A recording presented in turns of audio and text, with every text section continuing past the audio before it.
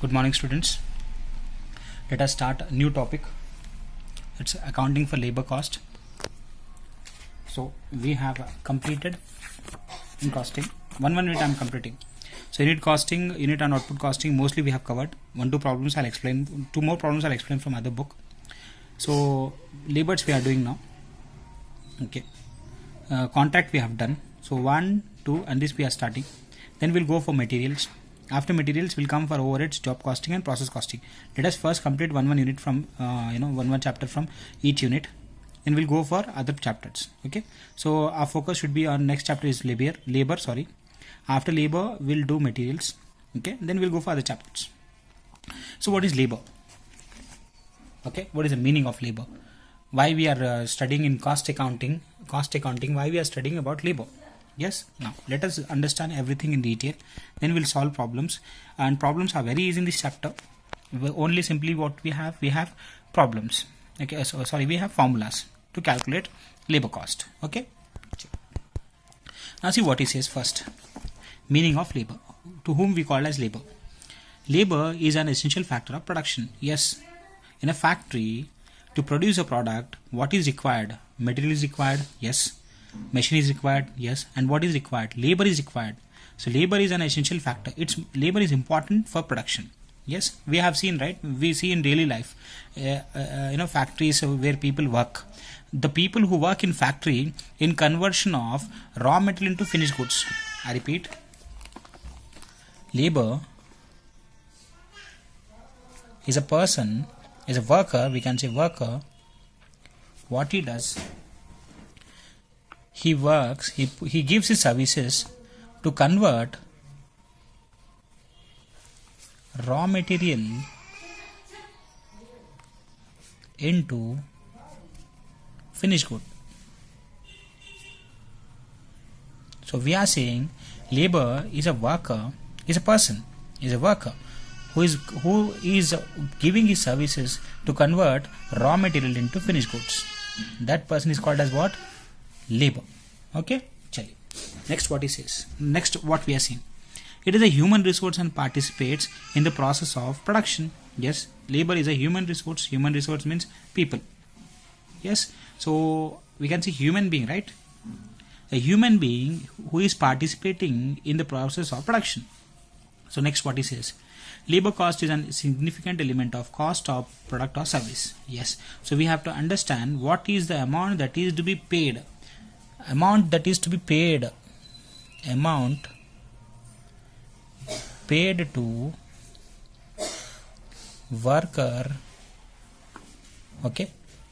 The amount he is giving his service, he is working hard. For that, the amount is being paid. The amount is being paid to the worker. That is called as what? Labor cost. That is called as labor cost. Okay. So we are saying that is called labor cost. Okay. Next, for costing purpose, labor may be classified into two broad categories: direct labor and indirect labor. So we have two types of labor. One is direct, another is what? Indirect. So direct labor is, we'll understand who is a direct labor and we'll understand who is indirect labor. Okay. So what we have studied till now, what we have seen, labor is a worker who is giving his services, is putting hard efforts to convert the raw material into finished goods, and the amount will be paid to the worker for his services and his hard efforts. That is called as labor cost. Okay. Again, labor is a human being, okay, who participates in production of goods and services. And we have two types of labor. One is direct, other is what? Indirect labor. So direct labor means what? Direct labor is that labor which can be readily identified with a specific job, contract or work order. What is the meaning of job? Particular work will be given to that person. Contract means some people will work on the contract basis and some people will work on the work basis. Okay. We'll understand all these things. It includes all labor directly engaged in converting raw materials into finished goods or altering the construction, composition or condition of the product. So what he says, the people who are working and those people efforts are directly engaged in converting raw material. Those people are called as what? Direct labor. So the people who are working in construction, see we see laborers working in the construction. To construct a building we need labor. right? That person we are talking about. And to convert any raw material into finished good, the human beings working in factory, that person we are talking about. Composition or condition of the product. So condition means what? Some changes they are doing to the product. So that is called what? Conditioning. So that is called labor. That is called direct labor. Any other form of labor which is incurred wholly or specifically for a particular job, contract or work order. Any person who is doing a specifically work, means particular work he is doing. Take example. A labor is working in a construction field. We have seen many labors, right? Construction of road you can take. We see, right? Construction of road. There we see a person is working to construct that road. That person is called as labor. Okay. And we see in factories, right? We see in bakeries also, the people who are taking the raw material, that is flour and all, they are taking and they are making bakery items. That person is called as labor. Okay, so that is called direct labor. Next, features. The main features of direct labor are: it can be easily identified with a specific job, contract or work order. Yes, obviously. Next, it varies directly with the volume of output. It varies directly with the volume of output means what? Yes, as the output increases, we want to increase the output, we have to increase the labor, right? If we want to increase the output, we have to increase the labor. That is saying. Next, examples. What are the examples? Some examples of direct labor are weavers in weaving unit. So we know, right, that they weave cloth. In that we see carpenter in furniture unit. So to make furniture, tables, chairs, dressing tables, dining tables, beds, who is required? Carpenter is required. Tailor in ready-made wear suits. So we go to shopping malls and we see all suits and all, right? There, who is making that? Tailor. He is called as labor. Baker in baking unit. In bakery, all the ready items we eat, right? That baker is called what? That person who is doing is called what? Labor. Halwai in confectionery unit. Halwai we know, right? The person who makes sweets. Dry cleaning, the washer. Labor employed on construction contract. So these all people are called as what? Direct labor. These all people will be called as what? Direct labor. Okay? Chali. We understood who is a direct labor and what all examples we have seen, right? So who that person is called as. These all examples we have for the direct labor. Next, treatment.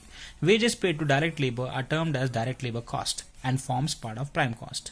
So the money which is being paid to the people, all these people will be called as what?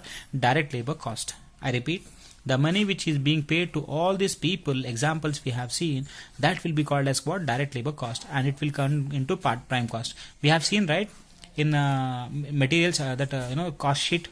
First we write direct material consumed. In that what we write? Materials we write, and direct labor we write. Direct labor and material we add, then will come as what? Prime cost. That we have seen, right? Chali. That is called direct what? Labor. Sorry, prime cost. So let me explain prime cost once. I think you people have forgot it. So we'll write materials, right? Then we write labor. Then we write direct expenses, right? We have seen this. This all will be called as what? Prime cost. We have seen, right? Material, labor and direct expenses. So he is saying prime cost is consisting of labor also. That point he is saying. Okay, right. Let's see. Wages paid to direct labor are termed as direct labor cost and form part of prime cost. Yes, check. So we have seen who is a labor. Meaning of labor we have seen. Meaning we have seen. Features also we have seen. And we have seen examples of labor. Okay. If you want, you can copy in your notes. It's not required. Once you understand, that's it. In this chapter, we have to do problems. You understand once. Okay. So meaning, if you want, you can copy. Definition, meaning, features, and examples, treatment. Next, we'll see indirect labor. So who is indirect labor? Meaning, indirect labor is that labor who cannot be directly identified with a specific job, contract or work order. It includes all. It means what? That person will not be directly, he is not working. He is not the person who is directly working for the product. Yes. So it includes all labor not directly engaged in converting raw material into finished goods or altering in the construction, composition or condition of the product. So this person is not really working hard to convert the goods into finished goods. Okay, he's not working. He's not a labor. He's a different person. Who's a different person? We'll see. Then what he says, the main features of indirect labor are it cannot be easily identified with the specific job. Obviously, it may or may not vary directly with the volume of output. Oh, okay, he's not working. He's not working to convert the goods into raw material into finished goods. The raw material output also will not changes. Next examples we'll see, we'll understand. Labor employed in personal department. Personal department means what? The persons where they are. Personal department means I think it's related to the employees. Okay, so labor who were employed in personal department. Next, labor engaged in engineering work study department. So these are the people who are working there. Okay, laborers engaged in timekeeping department. Timekeeping means what? Security guards we can say. Okay, drivers we can say. Example, I'm giving example. Okay, and take example our college. In our college, the people who are working, see the watchmen, they are not direct laborers. Okay, next who we have IMRs. Okay, what they are doing, they are giving just services. Yes, they are not called as laborers. Direct laborers we cannot say, right? We can say IMRs as laborers. Yes, they are working, right? They are working, they are doing some work. And faculties, teachers and all we can say laborers. All faculties, because they are coming and they are giving the service.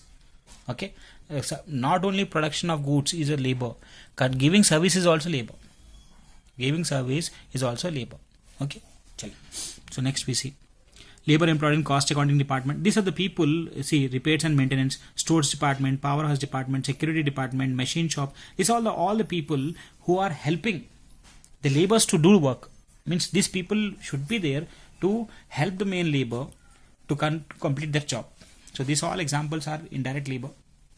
So indirect labor is a different concept. So it's very easy. So indirect means what? Is just remember one thing. Indirect labor means he's not a person who is putting his hard efforts to convert the raw material into finished goods. That person is called as what? Indirect labor. This much you remember. That's it. Okay. Now see next. What do we have? What we have? So next we have what? Treatment. Wages paid to indirect labor are termed as indirect cost, and it does not become it becomes part of overheads. So the amount which is paid to the laborers, the amount which is paid to the indirect laborers is called as what? It becomes a part of overheads. Overheads means expenses. Okay, so we have seen what is direct labor, what is indirect labor. Indirect labor is a person who is not giving his services or not putting his efforts to convert the raw material into finished goods. He is an assisting person. This labor he is assisting the direct labor. Okay, we can say. So this we have seen. So we are talking about money amount paid to worker. This is important. They are giving work, they are doing work, they are putting efforts. How to pay these people? Okay, how to pay? So that we are studying in this chapter called labor cost. How to pay these people? Okay, so let us come here. This is important. Methods of wage payments. Methods of wage payments. How to pay to the workers, laborers who are working to convert the raw material into finished goods or giving services to those people. How to pay the money, that we are talking about. So methods of wage payment, we have two principal methods of wage payment. First is time rate wage system, piece rate wage system. So first is according to time we'll pay, next according to piece rate wage system. Okay, so how to pay this person? Time rate wage system, piece rate wage system. So time rate, what is the meaning of time? How the money is being paid to the people. Okay, let us take example. I said, right, faculties are also labor. We are coming and we are giving service, we are explaining you, we are giving you information, knowledge. So we people are paid on based on time basis. See, our timings are fixed, right, by the management. What are our timings? We'll come in the morning 8:15, 8:20 and we'll go at 2:30 or 3 o'clock. So we'll be paid based on time. We'll be paid based on time. They will not see how many classes we are taking. Okay, they'll see simply what? When the faculty is coming, when he is going out. Okay, what is his login time, what is his logout time. That much they will see. Okay, so this is called what? Time rate wage system. Okay, to we people they are paying. So see what he explaining. A worker is paid a fixed rate per hour or per day or per month for the time devoted by him. Obviously, so we people are being paid by the management per month. It is called what? Time rate wage system. So the management is paying we people based on time. In a month, how many days we are coming? Okay, based on that, the salary will be calculated. Next. The time rate may be fixed with a reference to a rate prevailing in the industry for a similar work. Obviously, if I am working in Progress College, how much I am getting?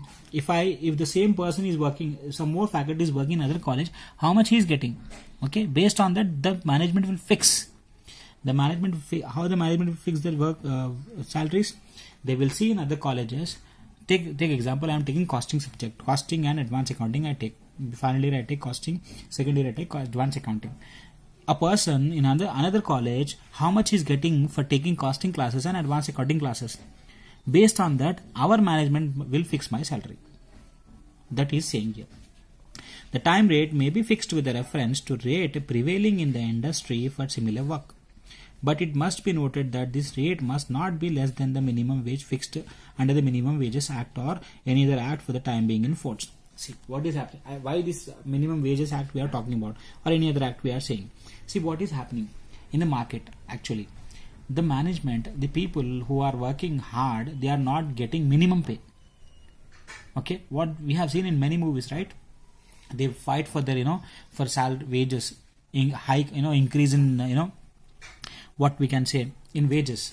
So they will work very hard and they will be get paid very less. So the government will make some acts. Okay, the acts are saying that the labor should get minimum wages. That he is saying. Next, that should be fixed. Next, output produced by the worker is not relevant for calculating wages. Obviously, if he is coming in the morning at 8 o'clock, if he is going home at 3 o'clock, they will not see how many classes the faculty is being taken. They will simply see what time he has come, what time he has gone, going to the home. That's it. That's called what? Output will not be seen. Same in a factory. If a worker is working coming to the factory in the morning and going out in the evening, they will not see how many units he has produced. Okay, that's it. Next, computation of wages. How to compute wages? Wages equal to actual time devoted into time rate. What is saying? How to compute wages? Wages equal to actual time divided into time rate. So time will be there. Okay. How many hours is working? Per hour, how much is been given? Let us see. We have example here. Example. Mr. X. Come on. Have patience.